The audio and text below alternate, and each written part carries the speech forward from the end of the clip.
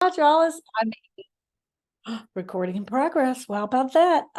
Thank you for having me, y'all. I really appreciate this. And Alice has been so patient with me because she's like, just pick a passage. And life's been just nutty. And I was just like, just pick one. And she's gave me the great one, the greatest one there is. So sought through prayer and meditation. My name's Marti Ruby. I'm an alcoholic. That's probably some good information. I have a sobriety date of October the 19th of 1989, and I'm as grateful as I know how to be about that. And I say that not so that you go, oh my God, isn't she amazing? But that so you can say, if it happened for her, it can happen for me. Because, I at 7:10 in Buda, Texas, I shouldn't be sitting here sober on a Zoom meeting talking to you. But by the grace of God, I get to be here. So I'm going to talk. I like to, wonk out sometimes, and I'm going to see what happens. But I was thinking about this, that in we talk all the time about, I want to be unblocked. I want to be unblocked. I want to be in the sunlight. I want to be unblocked. And so, but what does that actually mean? What is the practical aspect of that, really? And it's like, we've got to clear away the wreckage. We've got to empty. We got to become this vessel. We've got to become a hollow bone. We've got to clear away the wreckage of the past. And it talks about, that though when we start the fourth step, it says, though our third step decision was a vital and crucial step, it'll have little permanent effect unless at once followed by a strenuous effort to face and be rid of the things in ourselves which are blocking us. So I kind of went through the book this afternoon and looked at all the ways it talks about getting unblocked. Like what does that mean, rather than, because a lot of times I want to say, whether I'm doing a 6 and a 7 or a 10 or 11 or all this stuff, I think there's not going to be anything arduous about it, or that it's going to be very simple, and I'm going to sit here and wish for it, and pixie dust is going to sprinkle over my head, and voila, I will be changed and transformed. And that's not been my experience. That's not been my experience at all. What I get to do when I'm looking for this change, this transformation, this personality change sufficient to overcome alcoholism, is what I have to do is swallow and digest large chunks of truth about myself. And that can be a very painful undertaking at times. But at the end of the day, it's also the path to freedom. And so I'm really glad about that. So as I go through my book here, it's I went to page 27, and it has that great conversation where the doctor and the alcoholic are having that conversation, and the alcoholic just says, "Is there no exception? You have the mind of a chronic alcoholic. I've never seen anybody recover." Never seen anybody recover. So, the friend feels as though the gates of hell of Clang. Is there no exception? He says, yeah.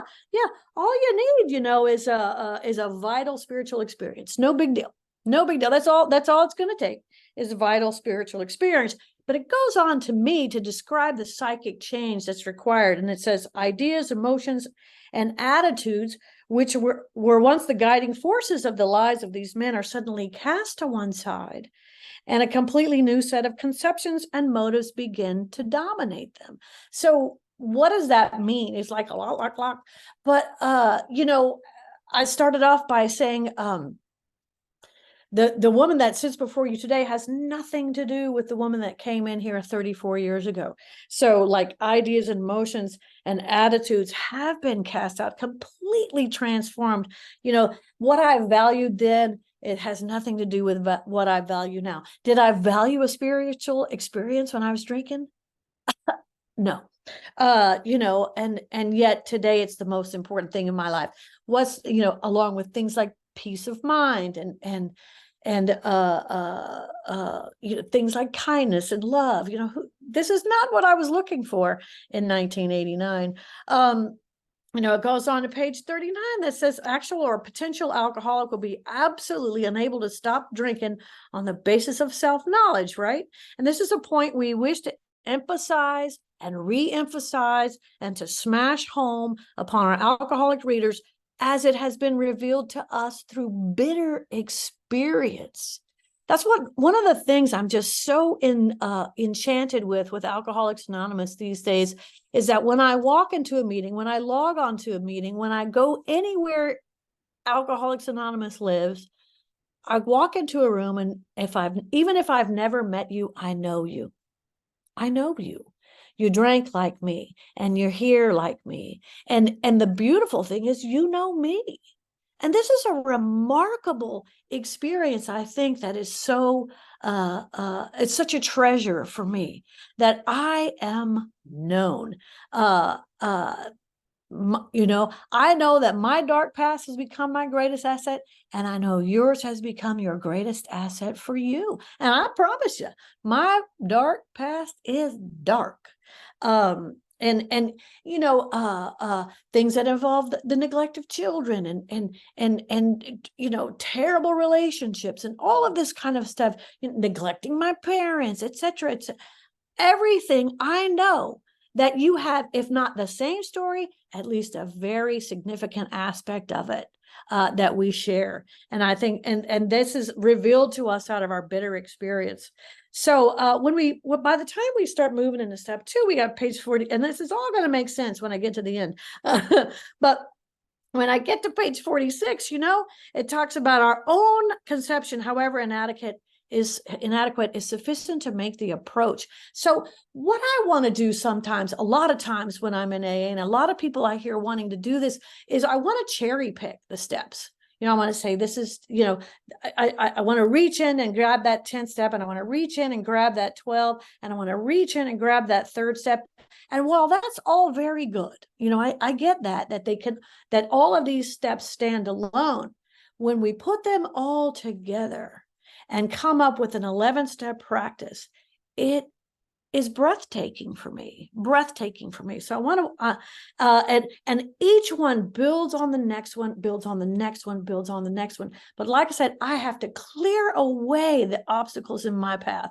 And I do that by working the steps. So when I get, it says, by the time on page 55, it says, we can only clear the ground a little bit. And if our testimony, let me get there. If our testimony helps sweep away prejudice, enables you to think honestly, encourages you to search diligently within yourself. I mean, this is remarkable language to me. Then if you wish, you can join us. If you wish. I got a sponsor who loves to say, you know what? It's real simple. If you want what I have, you'll do what I do. That's it. And if you don't, you won't. And so, but with this, you can join us on the broad highway. And with this attitude, you cannot fail. The consciousness of your belief is sure to come to you. And then we get over to 57, and it says, that God, it says, he's come to all who have earnestly sought him. And that's like a little spoiler alert, because when we get to the 11th step, we're going to talk sought through prayer and meditation. As I go through, and it's being convinced that any life run on self-will can hardly be a success. Am I convinced of that? I have to really ask myself that, because, all of us in here are movers and shakers. Let's face it. We all see ourselves, as quite accomplished, and, we can make things happen. We have to make things happen because we had to hustle so hard, because we were so completely full of, and so we are slick. And I don't even know where I was going with that, but we are. But so can I be convinced? I have to ask myself, am I convinced that any life run on self-will can hardly be a success? And, when I got here, I was like, yeah, maybe for you, but not so much for me. Today, I'm convinced a lot. And I would love to tell you that I'm convinced 1,000% of the time. But you know what? Sometimes I go, God, I'll take this one. And you know how that always ends up. So, by the time I'm getting to steps 4 and 5, I've begun to develop a practice of self-evaluation. Notice I didn't say self, anyway, a practice of self-evaluation, because what I'm learning to do in these steps is honestly look with another person's help at my resentment, my fear, my sex conduct, my dishonesty, my character defects. And I'm beginning to have a clear understanding, which is to me, the beginning of humility of who and what I really am and what I'm capable of. And as I look at this fourth and this fifth step, it ain't pretty.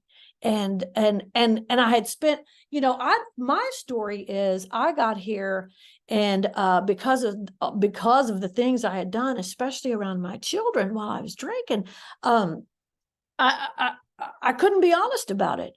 And it is not that I wanted to lie to you, but most importantly, I had to lie to me, because it was so painful and so shameful and so horrifying when I sobered up enough to go, oh my God, what those babies endured, what people who, talk about a tornado, what they endured with what I am. Now, I'd love to say that the moment I sobered up, all was great, but that's not been my experience either. And I don't think it's been yours either. This is a journey, for God's sakes, isn't it? And and it can often be a pretty painful one, and it can also be a most miraculous one. Thank God for that. So anyway, I'm beginning to be the practice of self-evaluation, and then by the time I get to 71, it says to me, at the end of how it works, it says, "We hope you are now convinced that God can remove whatever self-will has blocked you off from him." See how often we're talking about being blocked. And if you've already made a decision and an inventory of your grosser handicaps, you've made a good beginning. And that's where it tells me that that being so, you've swallowed and digested some very large chunks of truth about yourself. And so, thank God that these, I'm so once again enchanted with our stories that we share with one another. I'm all about, I don't have a whole lot to offer you, but experience, strength, and hope. I can tell you what I did. I can tell you what people taught me, and more importantly, what they showed me. One of the words I'm always looking for in the book is showed. People showed us, or we saw, because I have to see that it happened for you in order for me to begin to believe that it can happen for me. If you give me an academic proposal about it, it doesn't have any teeth. It has no depth or weight. But if you tell me what it is you experienced and how you walked through it, and show me that, now we got something. Now I got something. I hold on to. I have a gal that I've sponsored, and when I start for a good while now, when I started to sponsor her, she said that she was absolutely atheist and she had no desire to change that. And I'm like, I don't care. This is your journey, sweetheart. And one of the things she says after a few months of this, of me not arguing with her, just letting her have whatever experience she needed to have, she said, "You know what? I believe that you believe. And that is the power." I'm like, okay, let's keep going. Let's keep going. So it's that power of being able to see someone have that experience for me. So by the time I get to 72, it says, this is where it says, having made our personal, and the fifth step, having made our personal inventory, what are we going to do about it? Right? We've been trying to get a new attitude, a new relationship with our Creator, and discover the obstacles in our path. Here it is. We've admitted certain defects. This is step 5. We've ascertained in a rough way what the trouble is, and we've put our finger on the weak items in our inventory. And so, of course, now these are about to be cast out. This is, it's interesting when we cherry pick it like this. it's so incredibly powerful for me. But then we were going to roll it all together. Watch what happens. So I'm a big fan of, when I get to page, we talk a lot about self-esteem in here, and frankly, I had none when I got here. And what is that egomaniac with an inferiority complex? You bet. Toggling between the greatest in the world or the absolute worst. And when I get to page 77, to me, it has the greatest description, the greatest definition, although not dictionary definition, of self-esteem. And at the very top, it says, at the moment, we're trying to put our lives in order. But this is not an end in itself. Our real purpose is to fit ourselves to be of maximum service to God and the people about us. If I carry this through, there is no way I cannot have self-esteem, because my self-esteem is coming from God.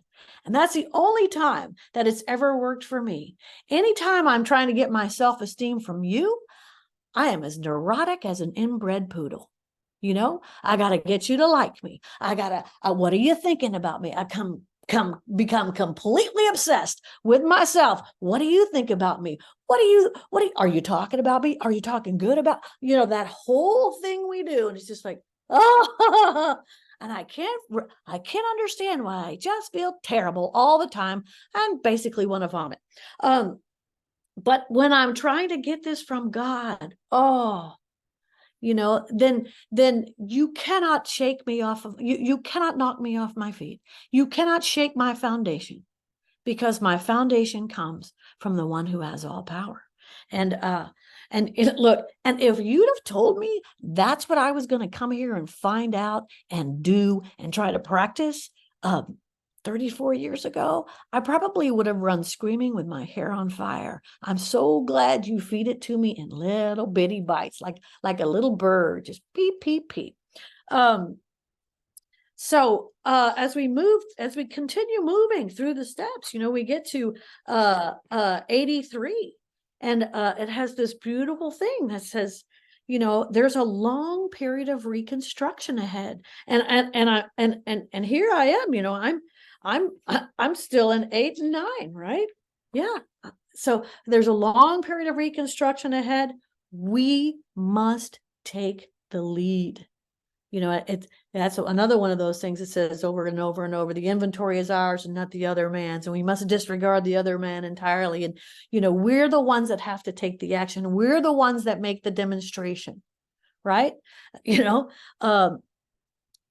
how much time did I squander going, well, I'll be nice if he'll be nice first, but I'm not going to be held out to be a sucker. And as if kindness made me a sucker, as if loving someone made me look like a fool. I had so many old ideas, and all of those old ideas is what blocked me from God. And not only that, it blocked me from you. And I don't want to live like that anymore. So we are rolling through. And so by the time, when I get to page 84 and I'm in step 10, right?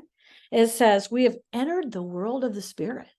It's taken a minute, hadn't it? We had to go through all those steps, but now we've entered the world of the spirit. And once again, it instructs me that my next function is to grow in understanding and effectiveness. And I love the way the book just lays out all of these qualifications and this gentleness about it, where it says, this is not an overnight matter. You're not going to win AA tonight, sweetheart. You know what I mean? It's going to take you a long, long time, and it should continue for our lifetime. And I get to continue all the things that I've learned up until this point. Now, so all of that is all well and good. Yay. And so where does that bring me? So theoretically, or presumably, or experientially for me, all this stuff gets cleared out. I was thinking about all of these steps are designed to empty me so that when I get to step 11, I can be filled. And I just love, it's just that beautiful exchange. Here, God, you can have all my gunk. And God gives me all of his love and grace. Whew. And so that to me is what this 11 step practice begins to take shape as. And so I like the way it lays out. And Alice told me that I could tell you what my practice looks like. And I think I got enough time to do it. And of course, I know you guys are wise and smart and have been doing this for a long time. So, but I'm just going to tell you what I do, and it talks about when we retire at night. It says that first. And I love that because why does it say it first? Well, and I love the legend I've been told is that, well, they're presuming you bought this book in the afternoon. You're going to take it. You're going to read it when you get home. It's going to be evening. So we're going to start with night. I'm like, you know what? That makes as much sense as anything else. I'm going to go with that.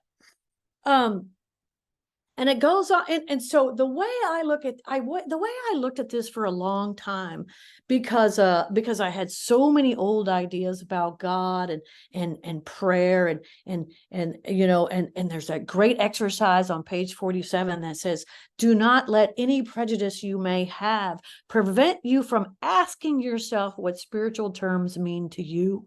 And so I had all this prejudice around spiritual terms. And so what I thought the 11th step evening review was about was making me feel bad about myself, because then when I get down to the bottom, it's like, oh, now I got to ask God for forgiveness again. I'm not worthy. And all of that. And it's like, that's not what it's doing at all for me today. And so it says, when I retire at night, I constructively review my day.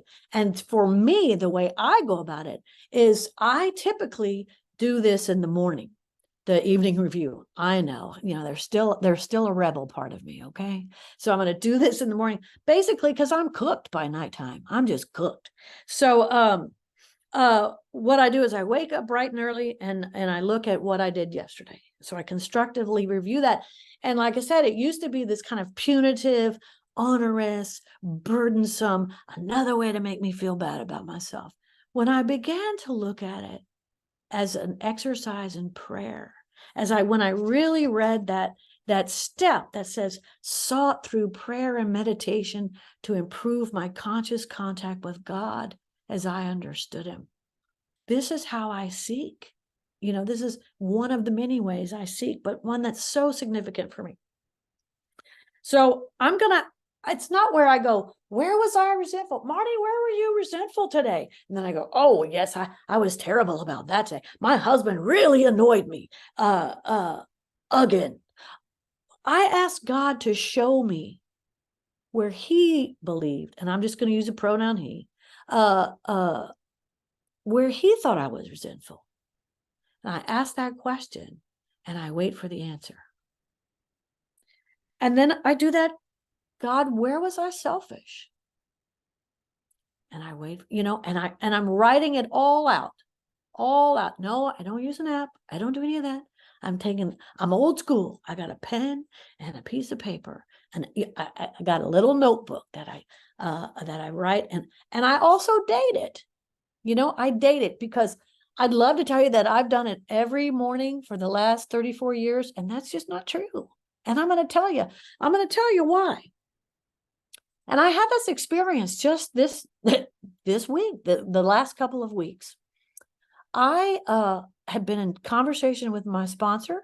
I had, y'all don't ever have this, but I had a sponsee that had been highly dishonest with me, and I felt betrayed, right?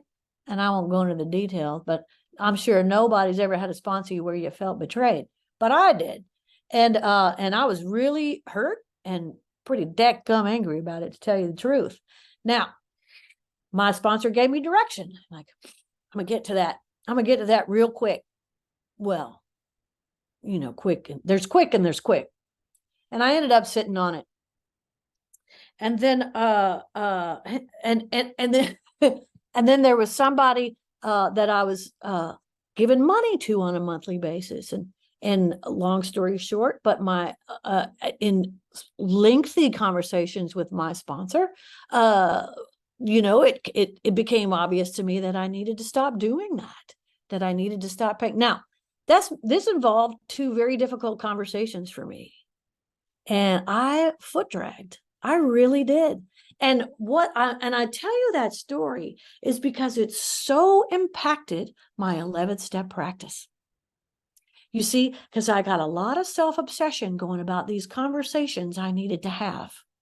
And then not only that, but I would revisit that betrayal, and I would revisit how much money I'd been given, and I would over and over and over. And so all of that self-reliance that went with all that, for me, made prayer and meditation uninteresting, uninspiring, and I didn't do it for a few days. And let me tell you, it showed. It showed. I get neurotic. I get insecure. I'm short-tempered. All the things that happen when I'm not being diligent in my spiritual practice. That's my experience. So once again, I'm asking God for these directions. Where was I dishonest, God? Where was I afraid? And what I love about writing it in a notebook and dating it is so I can see the gaps when I've been, let's call it, spiritually unfit, where I didn't take advantage of the practice.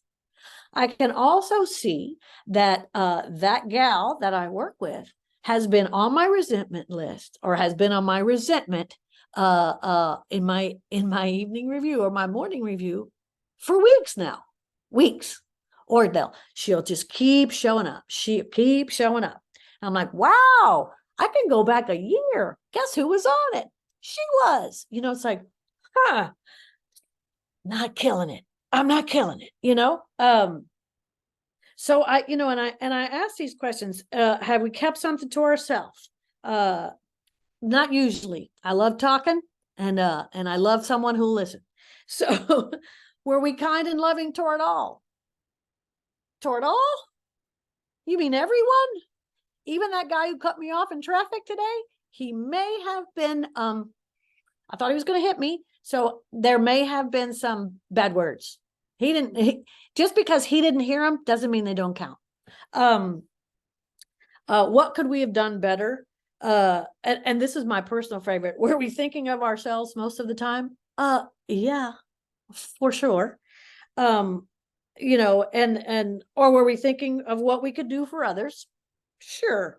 But I promise you, I'd love to say, you know what? I thought of others all day long, but it's like, what about me?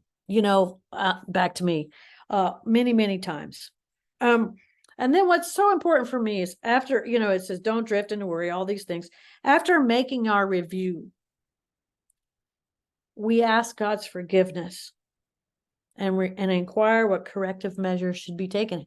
It kind of chokes me up because I'm not asking God's forgiveness for what I've done, for calling that guy names when he nearly, when he was going to kill me, and for not thinking of others and being resentful at that woman and feeling betrayed and all of this. That's not what I'm asking forgiveness for, right? But when I write out this evening review in this fashion, it's so evident to me that all of this behavior I engaged in throughout the day separates me from God. And that's what I'm asking forgiveness for. I'm asking forgiveness for the separation, right? God thinks I'm wonderful just the way I am, and is very, very aware that I'm a human being having a human experience, and that's all I'm ever going to have on this planet. You know what I'm saying? But man, does God want me close. Does God want me close?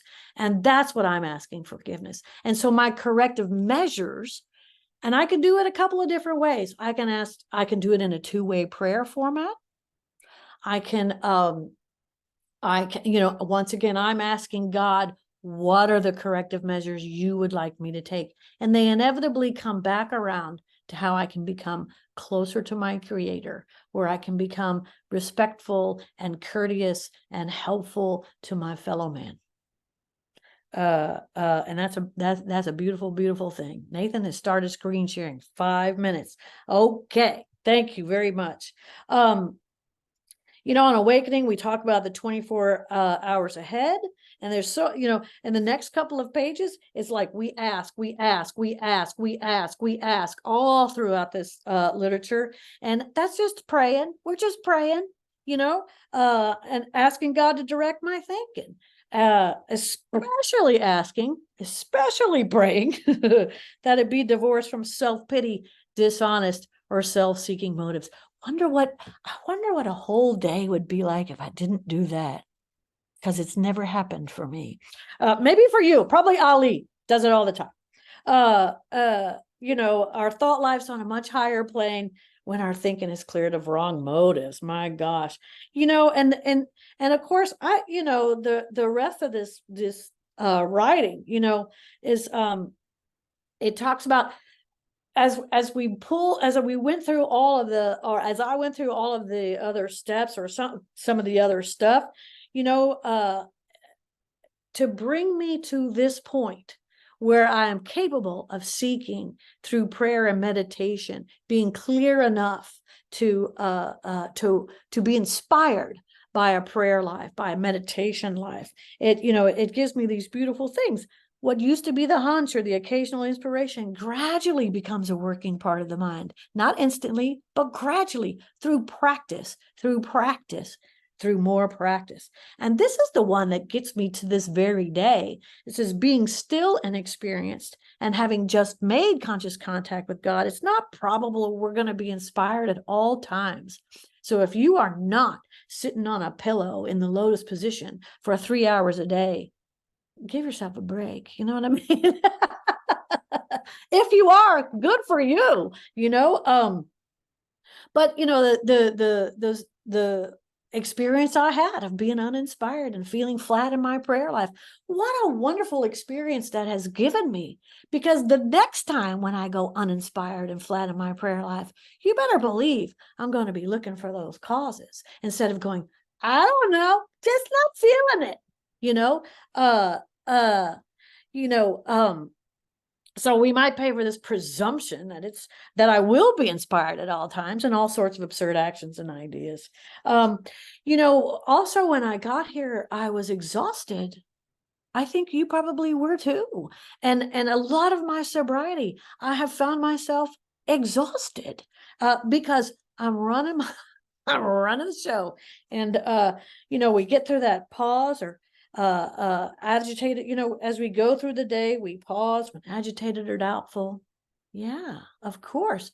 And ask for the right thought or action. And we constantly remind ourselves we're no longer running the show, humbly saying to ourselves many times each day, thy will be done. We are then in much less danger, as you all know this passage so well, much less danger of excitement, fear, anger, worry, self-pity, or foolish decisions. We become much more efficient. Now, who doesn't want that? I know I do. We don't tire so easily. Although I was talking with Therese earlier, like, I'm an old woman. It is dark at 6:30. I need to be in bed now, but I'm here. We do not tire so easily, for we're not burning up energy foolishly as we did when we were trying to arrange life to suit ourselves. It works. It really does. And so when it gives me that paragraph after what we've talked about tonight, we alcoholics are undisciplined, so we let God discipline us in the simple way we've just outlined. That's 1 through 11, and I'll finish with this. When I have done all of these things, cleared the obstacles in my path, get the things away from me that are blocking me, and all this stuff, and I've developed this practice of self-evaluation, and I've developed this prayer and meditation life, there is no way I cannot do step 12. It just happens. So because that's who I've become, and that is all I got. Thank you.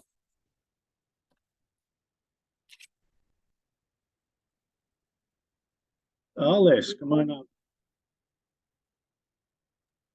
Hi, family. My name is Alice. I'm a grateful member of Alcoholics Anonymous. Marty, what a beautiful, beautiful share. I took great notes. I took great notes. And for anybody that's not a note taker in a meeting, I encourage you to do that, because there's some things I got out of what you said tonight that are going to be little tweaks in my own practice. But here's the question I have. And this will tell you a lot about me. I'm almost embarrassed to ask.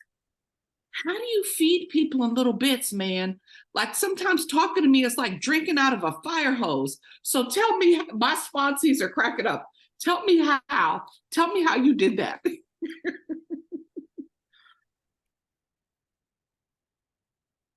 Oh, 1 second. Unmute yourself there. Okay. Feed little bits. Well, I just ask a lot of questions. I ask a lot of questions, and I don't have a lot of answers, if that makes any sense. So it's just, I want you to feed yourself your own little bit. Does that make sense? Beautiful. Thank you so much, Alice. Howard and Kathy, come on up. Oh, sorry, 1 second. There you go. Can you unmute yourself, Howard and Kathy? There you go. Thank you, Philip. Thank you, Marty, and everyone who makes this meeting possible. My name is Kathy. I'm an alcoholic, and thank you so much for your transparency. Marty, my question is, do you do anything along with your reading in the morning and your nightly review in the morning? Like, do you have any kind of quiet time or anything? Oh, for sure. Yes, for sure. I have some spiritual books that are not the big book that I enjoy. Whether it's poetry or I'm a fan of Mary Oliver. I'm a fan of Thomas Merton. I'm a fan of all kinds of different things. So I'm the type of person who has difficulty driving the same way to work every day. So I don't want to read the same thing every day. I've sponsored a woman who does precisely the same thing every single day with the same literature for 25 years, and it works for her. And it would not work for me. But that's what I love so much about this, is we get to find a God of our understanding, our own understanding, and we get to find a practice that speaks to us. So yes, and some meditation as well, for sure. Good question. Thank you so much, Kathy. Ali H, come on up. Hi again, Marty. Kathy sort of stole my question a little bit. Good question, but I'm going to ask the same thing from the big book, where it says there are many helpful books. Also, suggestions about these may be obtained from one's priest, minister, or rabbi. This line here: be quick to see what religious people are right. Make use of what they have to offer. Have you ever moved to follow another religious or spiritual path along with the big book? And could you just talk about that if you haven't at all? Oh, sure. Yes. I mean, I've been here a while, so there was a time early in my sobriety where I taught Sunday school at the Catholic Church. I'm not doing that today. But like I said, I love contemplative prayer. I love centering prayer. I'm a big fan of that. I dabble with two-way prayer, although it kind of makes me feel sheepish at times, but for sure. So I like to do my writing, and then I will take 15-20 minutes to meditate in quiet with the contemplative prayer. Thank you, Ali. And S, come on up. Hi, Ann Alcoholic. Marty, thank you very much. I love when I get really strong and powerful messages, but still laugh, like in a really good sense of humor, but they come across. I'm not sure that this is a really great question, but it's something I wanted to ask. You had said that if we fit ourselves to be of maximum service to God, self-esteem will return. So my question is, so if you think about that and you want to be of service, where does the fine line go over self-esteem to pride? like, oh, I'm being, you know, of service, you know, like, you know, Yeah, how that's does a that great question. not happen? Yeah, that's a great question. I have a fellow that I've been sponsored for a long time, and he tells this story where he was a member of the Atlantic group in Manhattan, and that he wasn't really doing anything like as far as the program, but he had what he called vanity sponsees, and they would all sit on the right row at the Atlantic group, you know. And I love that description of vanity sponsees. I'm not really doing it for anything other than vanity and pride. So and I have to be careful of that, you know, like for sure. Well, around here we like to call it flexing, you know. Sometimes you just flex your sobriety. And so, you know, that's for me another reason why sponsorship is so important. And because my sponsor sees through all of that for me, and I love that. You know, if I start to get a little puffed up, you know, and she does it with a beautiful arm around my shoulder, and a gentleness, and a lot of humor. It's like, well, aren't you just the belle of the ball today, or queen of the, you know, poop house kind of thing? And so it's like, oh yeah. So I also want to make really sure that I'm doing all of these things out of a love for God, and not so you'll think I'm great, right? And that's where the self-esteem comes from for me. Because you know, when I'm trying to demonstrate the love of God, then of course I'm going to be helpful, right? Because that's what, you know. And Thomas Merton has a wonderful prayer that I say all the time, that is, God, I don't know what your will for me is, but I hope that my desire to do so pleases you. And it's like that says it all for me. So I hope that's helpful. Thank you so much, Ann. David L., coming up, brother. Good to see you. Thank you, Philip. David, Love Alcoholic. Hi, Marty. Good to see you.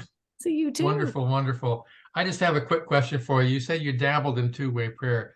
I started two-way prayer at my sponsor's urging about 3 years ago, and was actually part of a two-way prayer group. So I was really doing it religiously every single day.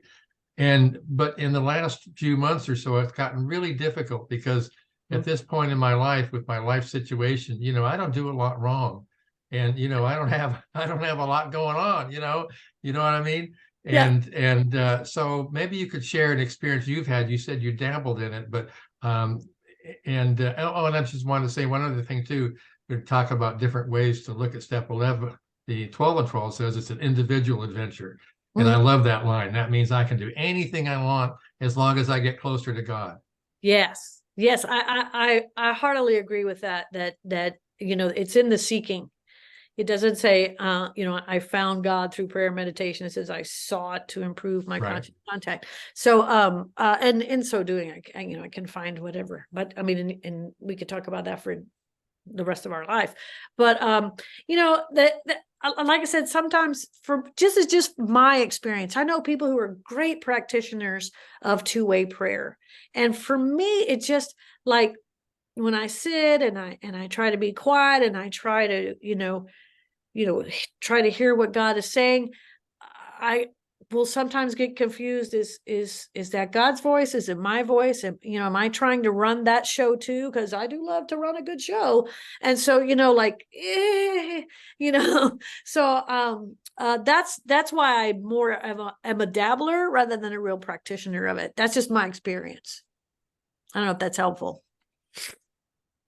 Wonderful. Thank you so much, David. My apologies to everyone who has their hand up, but we are close this portion of the question and sharing portion. Philip, we have 5 minutes. We go to 9, brother. I send it. Oh, we go to 9? Yeah, we go to 9 o'clock, brother. Yeah. Oh, wonderful. Well, I'm glad. Nanad, please. Come on up, brother. My apologies. Hi, everybody. My name is Nanad. Just short and sweet. Marty, thank you so much I relate to your stories in a lot of ways. Recently, with doing these nightly prayers, it's been a struggle for me. And I'm like you said, where you like to take a different path all the time to get to work. That's my experience. And my question is, trying to live this spiritual life and meditate more and be one with God and find God in my way. I have a hard time keeping that routine, and I'm able to see it as black and white. When I'm not doing my part, what happens to my life? And when I am doing my part, what happens to my life? So if there's anything that you can suggest, because often I'm not even in the same room. I sleep in different areas of my girlfriend's house or my parents' room or my kids' room, or so I'm bouncing around. So I don't really have a set place to meditate. So I'm just wondering if there's anything that you can kind of help me to have more of a routine. That's it. Well, that's a great question. There's so many different forms of meditation. One of my favorite is a walking meditation. I live out in the country, so I can walk a long way, and I don't always, but I can. And so, there's some great information on walking meditations. There's, you can meditate anywhere. It's like, I have been at times where I was extraordinarily rigid. It had to be a certain way. The dog couldn't bark and the husband couldn't come in, all of this kind of stuff, which is not meditation at all. That's just control. You know what I mean? And so the more I practice, the better I get at it. And the better I get at it, the more I learn. And it's just one of those things. It like I said, I'm not going to sprinkle pixie dust on my head and be there. I've got to practice it. That's why we say practice so many times. But keep up the good work. Yeah. Okay, thank you so much to that. Grateful Bob, come on up.